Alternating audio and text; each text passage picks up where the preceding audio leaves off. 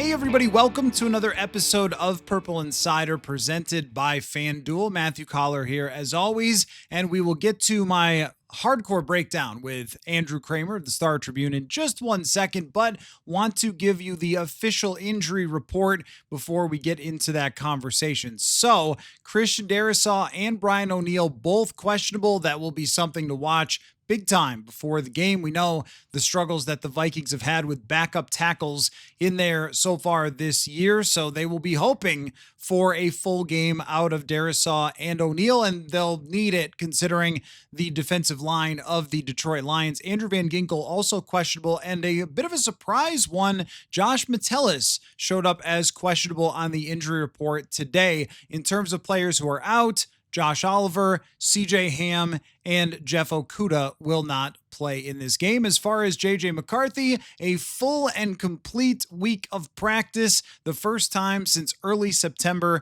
that has happened, and Kevin O'Connell said that JJ looked like himself. So there you go. Ready to start against Detroit, the reset button being hit on this season for the young quarterback. All right, let's go back to TCO Performance Center, where myself and Andrew Krammer dove deep into these two teams in the battle that is to come with the Vikings and the Lions. Thanks for watching. Hey everybody, welcome to another episode of Purple Insider presented by FanDuel. Matthew Collar here, along with Andrew Krammer of the Star Tribune for our weekly hardcore breakdown of Vikings and Detroit Lions. Let's start with the bigger picture here of these two franchises, Andrew. It's very interesting how much Detroit has had the number of Kevin O'Connell and the Vikings, and that really has been kind of regardless of what either two teams' records have been.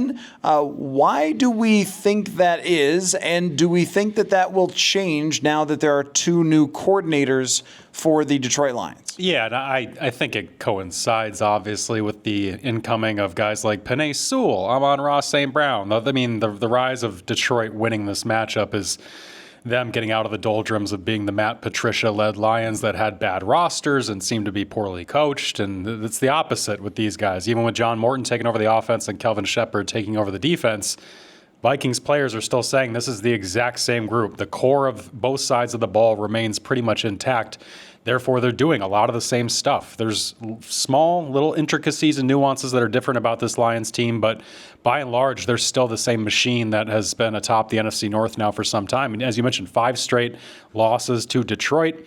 Some of them have been close, but they have not won in this building since 2020. They haven't won at Ford Field when fans were there since 2019, because obviously 2020 they didn't have the crowd. So, Matt, this is incredibly tough, and I think the separation has to do largely with just these rosters, how these teams have been formed, and Detroit obviously was built to last for now. Yeah, and I also think that when it comes to the quarterback that the Detroit Lions have, and we're going to get into J.J. McCarthy and all that very soon, but the quarterback that they have is sort of perfectly built for beating a Brian Flores defense, which has played into a lot of this, which is, well, Ed Donatell's defense, everyone beat, and that didn't matter. But when it came to Flores' defense, we've often been surprised that, like, oh, wow, Detroit was able to move the ball and able to make plays against them and get it to their playmakers. And I think that when you have a quarterback who can sort through all of the noise, all of the different rushers, all of the different coverage looks, because he has so much experience, that gives a distinct advantage just off the jump of these two teams are playing together, but that quarterback is really good at it. But let's get into that matchup, Goff versus this defense, in a bit, because J.J. McCarthy is returning, and I asked Wes Phillips just a couple of minutes ago about designing an offense around J.J. McCarthy, and the answer was a little bit of yes and a little bit of no. He said, well, we know from training camp and from being around him what we think that he can do pretty well, but we also think that the best thing for a quarterback is an open wide receiver. What do you think of that philosophy? Because I feel like the head coach shares that idea that they're not going to just set up an offense purely for, hey, these are the 5 concepts that J.J. McCarthy likes, and we're just going to do them over and over and over again. It really is, we believe this offense works and gets receivers open, so that's how we're going to run it. And I think over the years, the results have been sometimes that really works for the quarterback, and sometimes maybe not as much. Well, that's why this offense is so difficult. And we've talked about this, of why this offense is so difficult for quarterbacks to run sometimes, especially young ones coming in or inexperienced, because you're seeing that a lot is put on their plate. Multiple play calls in the huddle, getting up to the line, getting into the perfect call. I'm trying to remember the phrase that Kevin O'Connell uses all the time for that, but basically just the perfect call against the defense that is presenting itself before the snap. And so with McCarthy and them trying to run that, they're not going to put training wheels on him. I think they respect NFL defenses enough to know that if you go out there with 5 basic concepts that you say, this is J.J. McCarthy, this is what he likes to do, he succeeded in practice, teams eventually are going to catch on. It's about how you're building the foundation of the quarterback for lasting success. We talk about Detroit being built to last. They need this quarterback to last through just 5 games of microwaved success, when really that'll catch up to you if you only do these things and you're not pushing yourself and you're not trying to get better at the things you're not good at. I think you also asked about the tempo of his throws. Like, that's perfect examples of, like, if you're only okay with him firing over crossing routes or curl routes or whatever, he's not going to grow at the throws, the corners that he has to layer, and the different intermediate routes that they like to hit in tempo to get guys catching and running with the football. Stuff that we haven't seen them do a ton this year successfully because of how inconsistent the quarterback play has been. So to me, I just think it's about the complexity of their systems, how they think quarterbacking needs to last in the NFL, and how with a young quarterback especially, I remember Wes said this too earlier in the year. He's like, this isn't a guy who can walk in and be like, I'm only comfortable with this, because he's got no experience. He can't exactly say what he wants to run in the NFL, because he's had 2 games and really just 1 quarter of success in the NFL. Yeah, this is where I end up of two minds, because in one way I see Jordan Love throwing a lot of play actions, a lot of bootlegs, a lot of, hey, their tight end just goes into the flat and they get him the football. And he's a fantasy star because he's got a ton of catches that took 0.5 seconds to get out of the hands of the quarterback. And hey, Jordan Love looks like an MVP candidate because he hits 2 or 3 shots down the field. Everything else is sort of manufactured for him right there, and off they go. As an offense, I felt that CJ Stroud had a bit of the same last week, where they adjusted their offense to run a lot of bootlegs and things like that are kind of easy button stuff. We've seen play actions work for this team for sure. They can dial them up with success, but I do think there can be a throttling down or a building up to the point, rather than just, hey, here's the entire offense, you have to run it, you should know it by now because you've been on this team long enough. It's like, well, he hasn't really done the reps. So I think that maybe building up to the point of knowing all that makes sense to me. And at the same time, you have 10 games to figure out what you're going to do as a franchise at the quarterback position. You can't just be like, oh, let's run a bunch of screens and play actions and have him complete 70% of his passes in sort of a trumped up version of this thing that's, as you said, not going to last. Like, you need to see if he's going to fit what your head coach wants to do. Yeah, and that's exactly what I was getting at. And I still think they've hit some easy button stuff. And Wes, to your question, said today of, like, the best way he's always personally felt you can help a quarterback is making number one wide open. And they try to do that as often as possible. Some of that, though, involves difficulty getting to the play. You know, that involves the headiness at the line of scrimmage, involves the stuff that seems so sped up for McCarthy in those first 2 games, where he's just hurrying through everything, and even his dropbacks and just the reads. And once you got into the play, all that stuff sped up too. So for me, I want to see them get his confidence, get him settled down, maybe the easy button stuff, whether it's the motioning Jefferson into the backfield and leaking him out into the flat like they would do with a Hawkinson or a tight end at times too. This offense, though, has been about pushing the ball downfield, which I think changes the calculus a little bit when you compare it to Jordan Love and Matt LaFleur. That offense in Green Bay has often been horizontal. Like, what they do with it has been very impressive. Even when Rodgers was there, they would do multiple play-action fakes horizontally to spread out your pass rush when Zimmer had it cooking back in 2018-19, and it would slow you down to the point where Rodgers somehow had 5-6 seconds without even moving off his spot. They can do that with LaFleur. This offense was better or worse fit for Kirk Cousins to push the ball downfield into tight windows. Sam Darnold, a better version, somebody who could really push the ball downfield and connect.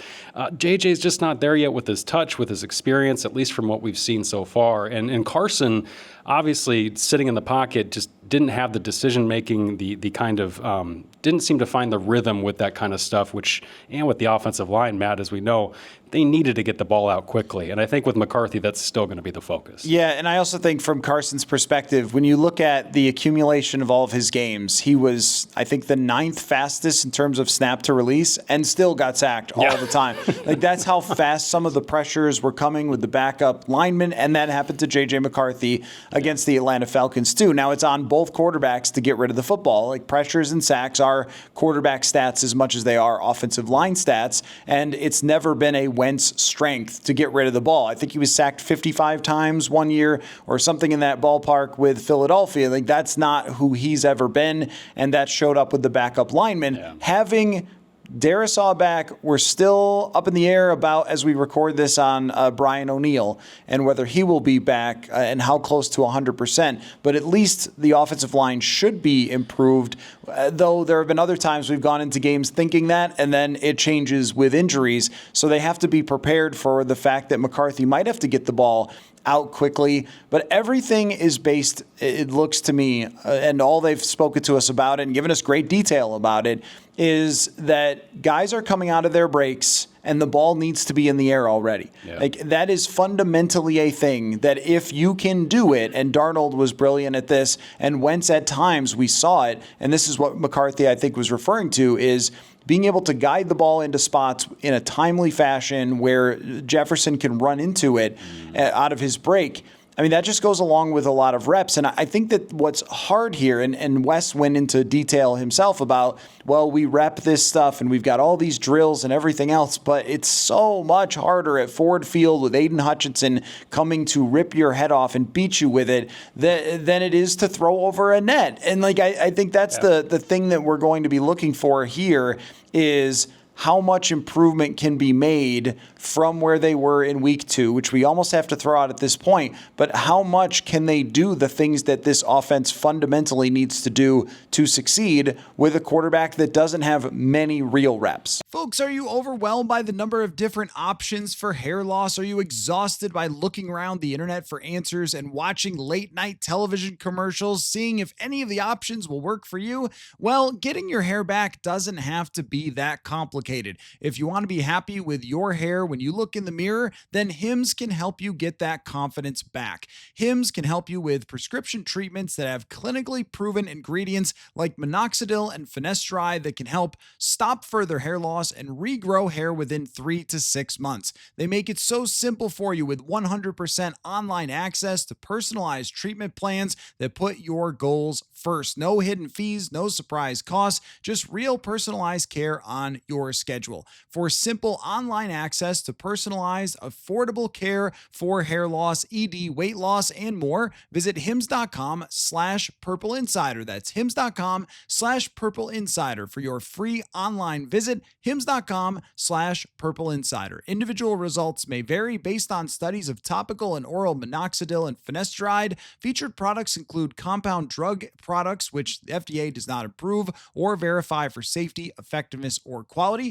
Prescription required. See website for full details, restrictions, and safety information. Folks, maybe you haven't started your holiday shopping yet, but those holidays sneak up on you fast. So let me give you some advice. Check out Uncommon Goods. Uncommon Goods makes holiday shopping stress-free and fun with thousands of one-of-a-kind gifts that you can't find anywhere else. Uncommon Goods looks for products that are high quality, unique, often handmade or made in the USA, many of which are crafted by independent artists and small businesses, and because they're made in small batches, the best finds can often sell out fast. I'll give you an example of something that I found for a gift. You guys know I have a greyhound dog. Well, I searched greyhounds and I found artist-made towels and jewelry that I know my wife will love. You can literally do that with anything that the people in your life are into. And if that's not enough, with every purchase you make at Uncommon Goods, they'll give back $1 to a nonprofit partner of your choice. They've donated more than $3 million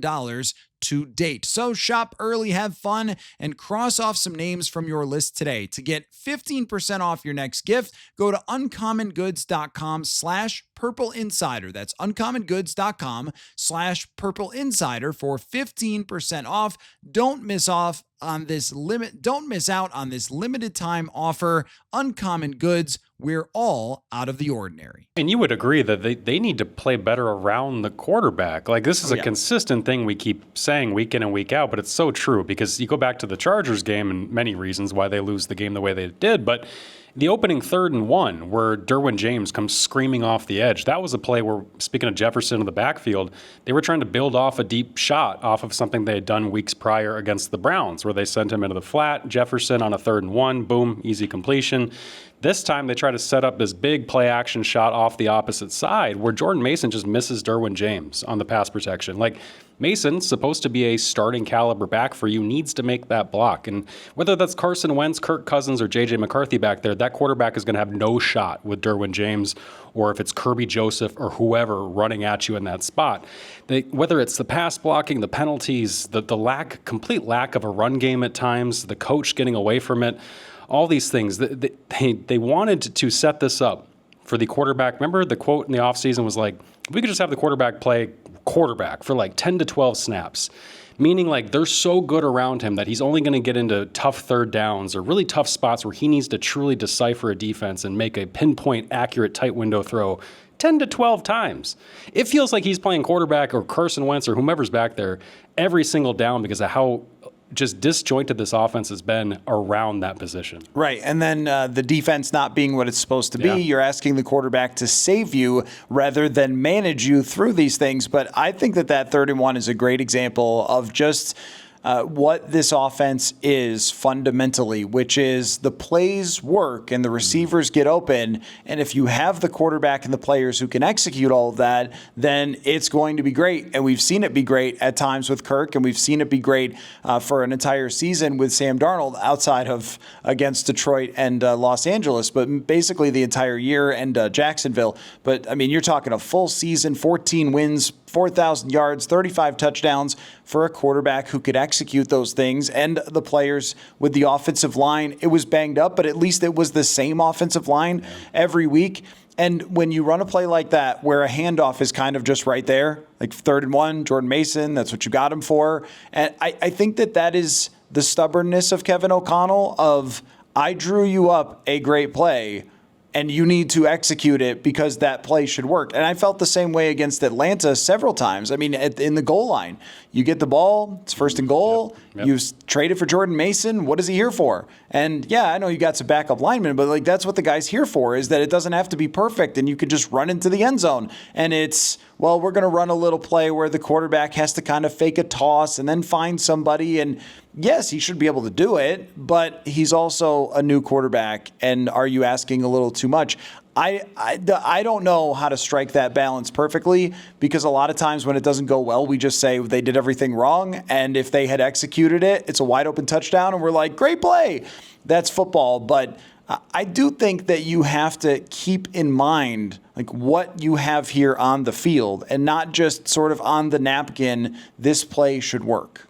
Yeah, and I mean, go back to like 2023, last time they had these quarterbacking changes or at least issues as much as they have. Josh Dobbs, it works so well when it is rudimentary. It is simple. It is just, I'm going to tell you in your ear in 15 seconds where to go with the football. Please just do it. And it works. And then suddenly when they get him into a rhythm of the offense and try to put so much on his plate, you're the Pasternak, you can handle this. It didn't work out so well. So I think there is a fair critique of maybe them having too high of expectations at times for what their personnel is and what they're asking them to do, because this coaching staff on both sides does not try to be simple in any sense of the word. Right. So that means to me that there might be a real curve here for J.J. McCarthy, just like we saw in the first 2 weeks. And starting against this defense, if this was Matt Patricia's defense, if this was a couple years ago, I'd be like, this is perfect. Even if it was Aaron Glenn's, I might have said, well, you can at least understand what you're seeing pre-snap, even if they have good players. I feel very differently about facing Kelvin Shepard. I think that he has added a lot of twists to this defense, the way that they rush, the way that they mix up some coverages. But there will be opportunities for man-to-man coverage. We know that one-on-ones and chances to make plays for Justin Jefferson and Jordan Addison. What it comes down to me is Elaine McNeil and whether he is getting pressure up the middle, if it's Blake Brandel still starting, which it kind of sounds like it's going to be, and I mean, Aiden Hutchinson, of course, is going to get pressures, and they're going to blitz and so forth. But if they can't stop the interior guys, Reeder and McNeil, it's going to look like Philadelphia, where you have several offensive linemen having totally fine days, and yet your quarterback is still under pressure constantly because they are attacking the middle over and over again. And if I'm young J.J. McCarthy, the last thing I want is this 300-pound dude who's big and fast and dangerous running right at my face. I think that makes quarterbacks incredibly uncomfortable. Yeah, a quarterback who's got an injury history already, as long as his years on earth, it would seem. And then as well, too, with, you mentioned McNeil, Hutchinson, it's going to be tough because this Lions front, they don't have to blitz all the time. They don't necessarily do it, but they can get after you with a 4-man rush and be aggressive. And they play aggressive coverage on the outsides to try and buy as many seconds as possible for that rush. And it's akin to the Eagles game. The Eagles game where Jalen Carter's hitting Carson Wentz, forcing the pick six or leading into the pick six with that hit. Like, those are the kind of plays that, as you said, can cripple quarterbacks, their psyche. If they hit them too early, especially a young quarterback like McCarthy, you do see those things spiral at times in terms of the clock speeding up. A kid who hasn't been out there since September 14th or whenever it was they played the Falcons, I do think the rhythm he gets into, how they start the game, how clean they keep him to start the game is going to be so critical, because you cannot wait until the fourth quarter again to get going like they did on their last divisional road game. So I understand fully what we're talking about with running the entire offense and so forth, but the first 15 plays, as many gimmicks as you need to make sure that ball needs to be out, right? And the gimmick plays or the easy button plays have worked for this team. They get a 40-yard gain to Justin Jefferson on a play where he just turns and is throwing the football, and sometimes it doesn't have to be that complicated. Now, if you get into the game flow and you're losing and you're trying to come back and get an explosive play, like, I get it, but from the beginning of the game, that's where you can use all of that stuff and predetermine it when it is 0-0. So don't let Reeder, don't let McNeil, don't let Hutchinson get into that, hey, I'm beating my guy, I can get in the backfield, pinning the ears back, like, cause them some problems early on. It feels like this team has never needed a 12-play, 8-minute drive or whatever more than in the first drive against Detroit. How are you feeling about their secondary? Terrion Arnold has been a pretty poor player. He is supposed to come back. We'll see how much they roll with him. He has not taken the step that they expected. Brian Branch is as good as they come. Also might punch you after the game, so wouldn't want to face him for multiple reasons. But I think that the injuries that they had, the Vikings are facing them a little bit at the wrong time, because a lot of those guys that were gone are coming back. Yeah, I would agree with you there. I think this is still a tough group when you see how they played against Tampa Bay last week, against Egbuka, against Mike Evans when he was out there. Like this, they shut him down. They really got after Baker Mayfield and played tight coverage in ways that kind of seemed to trick Mayfield before the snap in terms of revolving things and kind of shifting things post-snap. Like, those are all things that veteran secondaries that have been together as long as Detroit has and their defense as a whole can do. And that's something the Vikings players have been talking about this week too, not just with the Lions offense, but just because they switched over to Shepard, who's bringing some different elements to it, they still have a lot of the base stuff that they want to do, which allows them to be at more of a graduate level course for the defense, as opposed to, new coordinator, new system, need to start at base one like Brian Flores in 2023. Flores and the Vikings are going through their own kind of evolution here as they change the roster so much, but this Lions team has not changed that much, and I think that's why you can see them pick up year after year and still at least be effective. And Anzalone is great underneath, and some of the Hawkinson, Aaron Jones kind of underneath stuff they're going to want to get going. Remember when Anzalone came back from a broken forearm last year and immediately made a huge difference in that season-ending loss, a regular season finale loss to Detroit. So this is a very tough group. The issue with the Vikings here, among many, is that they typically get a lot of defensive pass interference yards against this group. Against many groups they do.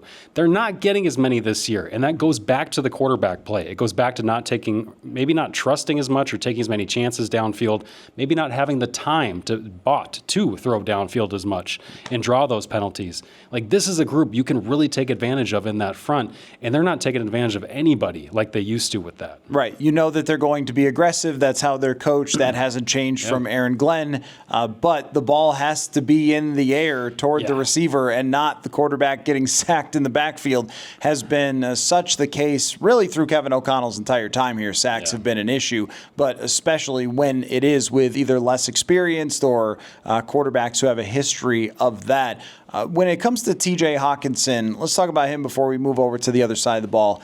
TJ, I think tight ends are often a product of what is happening with the offense. And I remember saying after the Cincinnati game that you could sort of tell about the overall health of the Vikings offense when TJ Hawkinson is getting the football. And, you know, fans like to say he's cooked, and chopped is a word people are using for someone who's not good or whatever. I just don't really know what to say about TJ Hawkinson for this year. I think it's clear that it has not been the same since the ACL injury happened last year. And at the same time, the quarterback play just makes everything look worse. It makes the linemen look worse. It makes the receivers look worse. It makes the tight end look worse.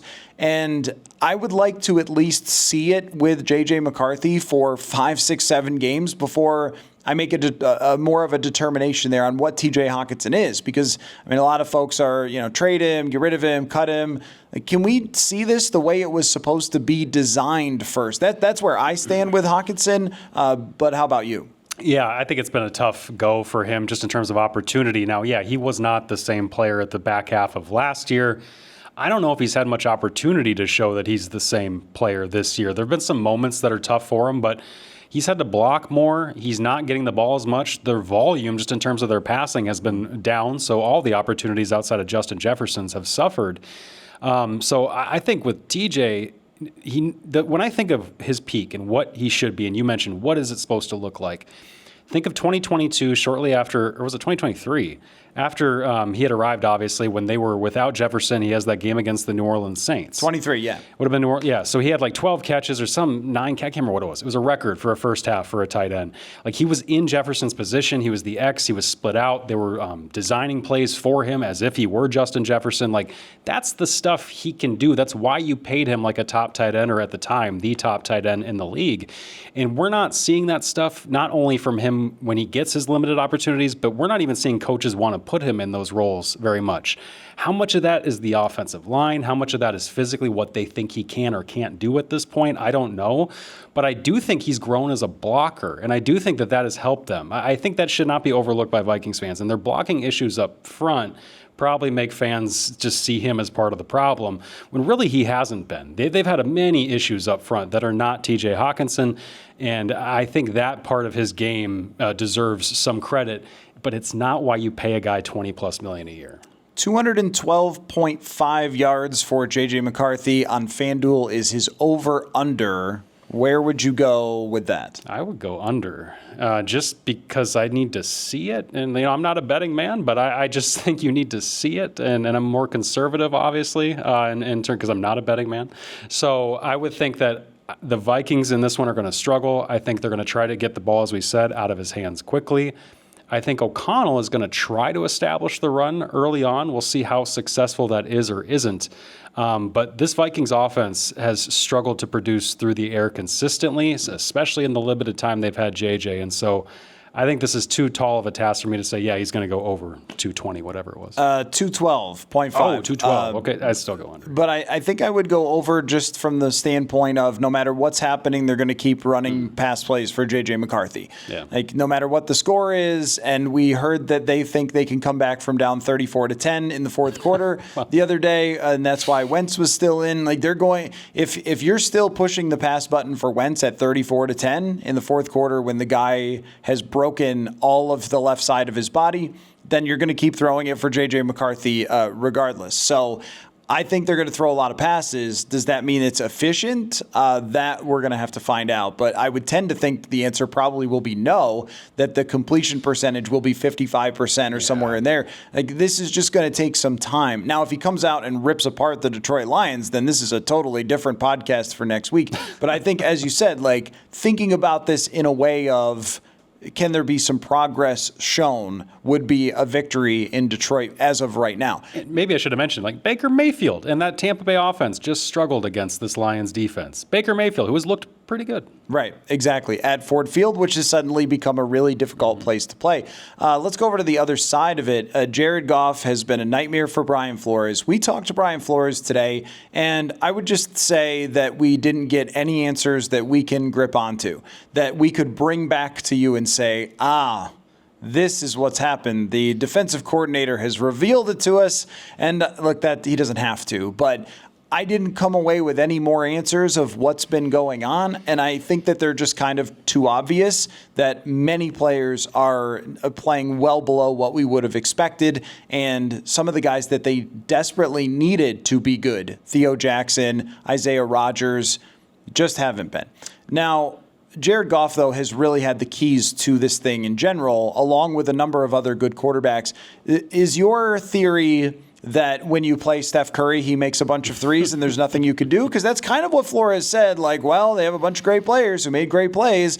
I think that you can hold Steph Curry below 60, though. So what do you think it is about good quarterbacks and receivers that have just shredded this defense really historically over the last couple of years? The Vikings, right, like to be a check-based, pressure-based system that, what's the phrase? Hold the match last or hold the something last? The pen. I think it's a pen. Thank you. The pen last. They want some sort of apparatus. They want to hold something last in there. And I think that has to do with the fact that, obviously they want to be in the right play call for what the offense is, much like Kevin O'Connell and his offense. Problem is these veteran quarterbacks are pretty good at deciphering, seeing what you're trying to do, and being the ones who are holding the pen last. Whether it's Herbert finding wide open lanes over the middle whenever they sent their inside linebackers blitzing, or it's Jalen Hurts just being able to buy time and saying, I know you're going to send just a 4-man rush, so I'm just going to dink and dunk and hide and buy time, and then boom, 7 seconds later, Devonta's open. I think it has to do with that. This is a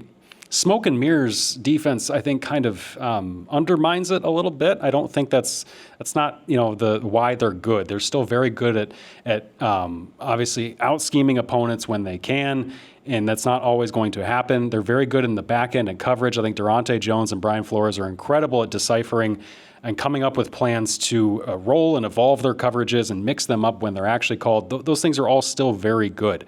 But when 3 players are running downfield with Quentin Johnston and Ladd McConkey's wide open underneath, that's not a Flores issue as much as it's either Josh Metellus or Isaiah Rodgers not dropping like they're supposed to in those kind of zone techniques. Like, these individual issues always happen. So with Goff, he's grown so much, and I think that's the point that we need to stick to with him. The last 2, 3, 4, whatever matchups it's been, he's just been on fire versus Flores. Totally different in 2019 or 20 when he was with the Rams and it was the Dolphins and Andrew Van Ginkel, who were remarking at the time how bad Goff was under pressure. And boy, the Rams then turned around and went, we need to go get Matthew Stafford. He has grown so much and been so good at seeing these things, feeling protected, trusting his front, trusting his receivers.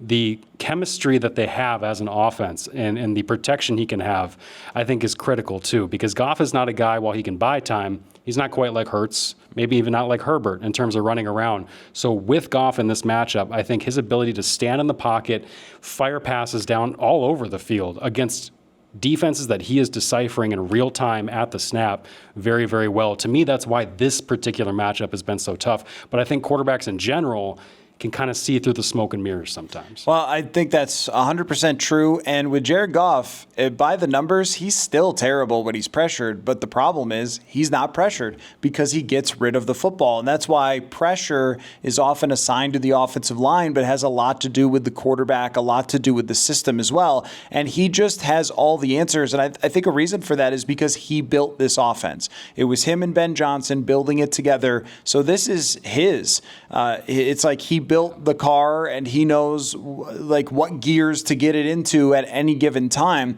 and where everyone's going to be. And also Flores did mention, like, these guys have played together a lot. St. Brown and Gibbs and Williams and Laporta. I mean, these players have had so much time together that they know if we see X, it's going to be that. And they've also played the Vikings a lot. So they know these different looks or the different changes that they're going to get. But I think that what so often ends up coming back to is, like, how good is your roster around a quarterback?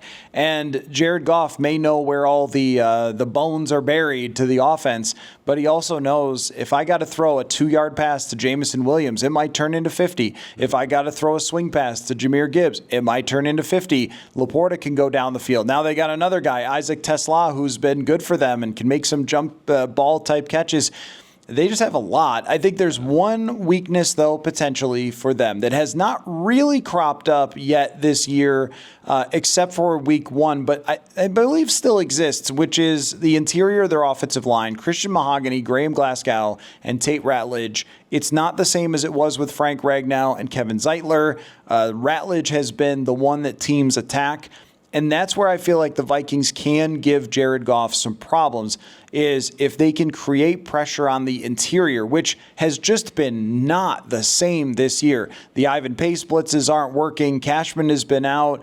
It seemed like last year what they were able to do with those big guys, Bullard and Phillips, was move bodies to create lanes for rushes. But now with the defensive tackles themselves rushing, if you're running blitzes, it's not quite the same theory. And that's why so many things impact individual performance on defense. But I think there's a big mismatch, or at least there should be in theory, between Allen, Hargrave, Jalen Redmond, who's becoming a really, really good player, and Mahogany, Glasgow, and Ratledge in pass protection. There should be. They just haven't had those difference makers, except for Jalen Redmond on the interior. And Ivan Pace has not played well to the point where he's lost essentially his starting role to Eric Wilson. Blake Cashman, I thought, was caught out of position overrunning some inside split zone stuff against Kamani Vidal in L.A. Like, they have not played well as a whole up front, but I'm fascinated to see you mentioned the pressure packages, the interior mismatches, all that stuff. I'm fascinated to see what Flores does from that front and how he calls this game, because Jared Goff is very, very good you could say he's not good under pressure, but he's good when you blitz, when you send 5+. I'm looking this up the other day. The Vikings' next 4 opponents all rank top 5 in adjusted net yards against 5+ pass rushers. They're all very good, including Caleb Williams lately, when you are sending more pass rushers, whether or not they are actually pressured. So can Flores trust a 4-man rush at this point, though? If you get, and we haven't even mentioned Van Ginkel, like if he comes back, that is huge. And actually his condition is huge, because if he comes back like he did against the Bengals, where it's third downs, pass rush sometimes, but we're not going to actually have you play the run, it's not as big. But if he comes back as an edge setter, as a physical, really tone setter for the entire group, somebody that with Grenard can really kind of vice offenses in ways that they're just not getting without him on the field, I think that's going to be massive. But they otherwise can't trust their 4-man rush. Jonathan Allen and Javon Hargrave, who played like 40% of the snaps in L.A. and really has had his role scaled down, they just have not been the guys that you paid for. And I think that's been a big difference of why this run defense and this defense as a whole has not been what you wanted it to be. And you mentioned Flores' availability with us. I thought the most insightful thing that he said was very brief, but he said, we are still searching for our play style and what we're going to be this year. And he said, I feel like we found it at times, but then we don't. And like that to me says a lot about it's week 9 and you're still trying to hunt this down for a group that has had a couple injuries, but nowhere near what the offense has had. And when you design so much to do building off of Andrew Van Ginkel's dynamic abilities, and, I mean, keep in mind, he's one of the most valuable defensive players in the entire NFL last year. I mean, he made at least some argument for Defensive Player of the Year with double-digit sacks, couple of interceptions for touchdown. I mean, he was that valuable for them. And I know the touchdowns aren't always going to come, but when you can drop back in coverage more than any outside linebacker in the NFL and still get double-digit sacks and still be a good coverage linebacker, that's freaky stuff. I mean, there's not very many people who can do that, and it's pretty clear that they haven't really trusted Dallas Turner in coverage in the same way. He's not trying to emulate Van Ginkel's role, but then you don't have it. And so their most dynamic players have been limited, where Harrison Smith's not out there for the full season. Josh Metellus then has to make up ground by playing a different role than he usually plays. And Dallas Turner was supposed to be someone who you could line up anywhere, was going to be in pass rush situations, and now it's, hey, go play 60 snaps. And that's just not what this was supposed to be. So when he says, well, we're looking for our identity, I mean, I sort of interpret that as, guys, I can't run my defense. And from watching tape back, it doesn't look like the same as it was last year. Last year felt like you'd get to right before the snap and go, I have no idea what they're going to do. And I just think it's easier for quarterbacks this year. And certainly when you're running the football successfully, much easier to run play actions off of that. But when you don't have a Van Ginkel, when the quarterback is not concerned about, hey, that guy could be anywhere and he's a scary freak, I think it just sort of changes the game a lot. And the other thing is, too, that he also got some cleanup sacks where we would see Grenard gets a pressure, quarterback tries to escape, Van Ginkel gets him. It's kind of like against Cincinnati. I think it was Turner who got a pressure and Van Ginkel gets him. There's just not that guy who's been there to clean up when there's pressures. And we've seen so many quarterbacks get pressured and then be like, oh, okay, well, I'm in the free. Here's an easy pass completion. So I think it just speaks to how this thing can sort of tumble down when one player is out. Yeah. If you have something else on that, go ahead. Well, I was going to say, just applicable to this game and to that is that the fact that this the Vikings defense has allowed offenses to be in such third and manageables so often. And the Lions, if they've struggled anywhere on offense, it's been on third down. They actually rank like 22nd in third downs after ranking 4th a year ago. But everything like in LA or sometimes against Philly, I guess it was more LA, but everything was 3rd and 2, 3rd and 3, 3rd and 4. The opening sequence, I think it was the opening series, there were 2 3rd and shorts for LA, and they just basically cat and mouse the Vikings the entire time, where they got them, the Vikings decide on 3rd and 2 to stay in their base personnel. They don't try to bulk up against a jumbo, one of the many jumbo looks the Chargers went to. And the Chargers, all right, we'll hand it off, quick, boom, easy 3 yards. Another 3rd and 2 comes up later in the drive. Vikings are, all right, 6 defensive linemen. We're bulking up against you guys. And then that was a play action shot over the top. Like just this easy kind of cat and mouse where if you're not getting them the pin your ears back times that they just have not been there very frequently for this group, they still have a high sack rate, but they aren't forcing teams to throw a lot. They're not forcing them into really tough spots very often. And they have been out-physicaled in the trenches, which is where you start to second guess. Did you overthink it based on a couple of games that didn't work out your way at the end of the year with where you invested your money? I will say that I thought it was a good idea to get interior pressure, but at a big sacrifice has clearly cost them with the way that these games have played out. So let's talk about the potential result here. So the Vikings are 8.5 point, underdogs, right? Yeah, that's right, underdogs. I was trying to remember, wait a minute, this is a different year. This is not last year where they're favored all the time. They are 8.5 point underdogs on FanDuel.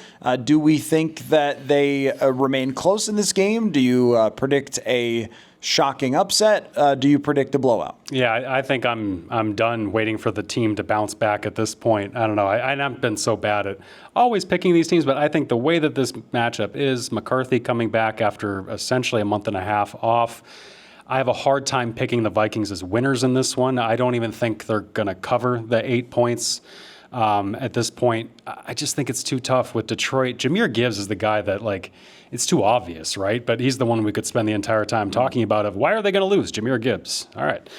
Because he's just so incredible at what Detroit does with him, how he runs, how he can do just about anything. I've seen some stat where they're like 4th in the league in terms of rushing behind 2 tight ends. Well, the Vikings, as you just talked about, are really bad when offenses bulk up. Yet Jahmyr, if you put him in the gun, he can be a great receiver. Like, it just doesn't matter what you do with him. He is so incredible. And to me, it's just going to be stars winning the game for Detroit, like the Vikings have not been able to position their stars to win games for them.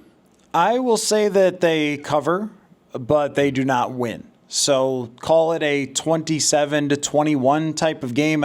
I do feel like having the Thursday to the Sunday preparation will help them. And I think that J.J. McCarthy is going to show some flashes against this defense. He does have 2 of the best wide receivers in the NFL. Yep. But I could see it playing out a lot like against Philadelphia, where they can move the ball at times, maybe not get in the end zone, and then they just can't stop what the other team has on offense. But because of the division element, because of the familiarity element, I will say that it's a little bit closer. And I also think that it's a kitchen sink type of game for the Vikings where you are throwing every single thing that you have at them to try to make it work for J.J. McCarthy, because I think what everybody knows is if you get blown out 38-3 at Ford Field, I mean, this place is going to be on fire. You want to talk about vibes? We will talk about vibes if that's what happens. I know we're not supposed to on this show with you, Andrew, but That is something that will not be good around this building if they lose that way to Detroit. So I think that everybody this week understands that this season is on the brink, if not already fall. Can you fall off a brink? Is that how that? What is a brink? I don't even know.